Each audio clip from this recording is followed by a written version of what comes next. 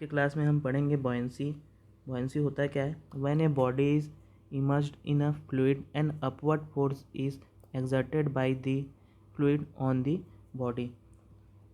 जब कोई बॉडी किसी पानी में रहता है, सिंक करता है या फ्लोट करता है, तो फ्लूइड के द्वारा अपवर्ड डायरेक्शन में एक फोर्स लगाया जाता है। ये अपवर्ड फोर्स किसके इक्वल रहता है? Is equal to the weight of the fluid displace by the body. ये इक्वल रहता है weight of the fluid displace by the body. इस फोर्स को हम क्या बोलते हैं? बॉयंसी फोर्स या सिंपल बॉयंसी या फिर बॉयंट फोर्स बोलते हैं।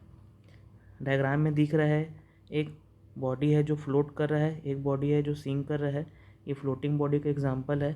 तो यहाँ पे का जो फ्लूइड है वो क्या है? अपवर्ड डायरेक्शन में फोर्स लगा रहा है, जिसको हम लोग क्या बोलेंगे? Buoyant force. ये किसके इक्वल होगा? इस ऑब्जेक्ट के वेट के इक्वल होगा।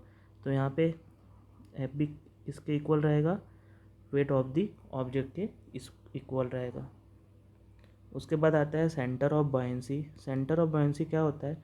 It is defined as the point through which the force of buoyancy is suppose to act. जहाँ पे बॉयंसी फोर्स एक्ट करता है उसको हम बोलते हैं centre of buoyancy.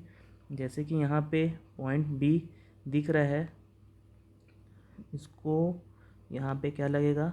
Buoyancy force. तो बॉयंसी फोर्स जिस पॉइंट पे एक्ट करेगा उसको हम लोग बोलेंगे सेंटर ऑफ बॉयंसी।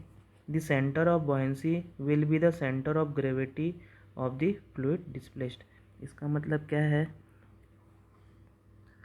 ये इस पूरे ऑब्जेक्ट का फ्लोटिंग बॉडी है, इसका सेंटर ऑफ ग्रेविटी क्या है?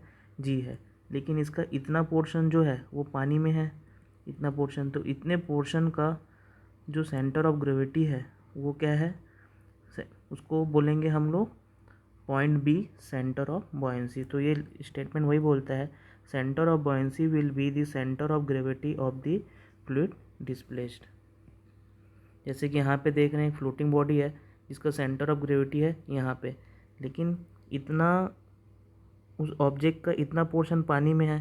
तो इस ऑब्जेक्ट का जो सेंटर ऑफ ग्रेविटी रहेगा उसको हम क्या बोलेंगे? सेंटर ऑफ बॉयंसी बोलेंगे। ये पार्शली इमर्ज है, फ्लोटिंग बॉडी है, और ये क्या है?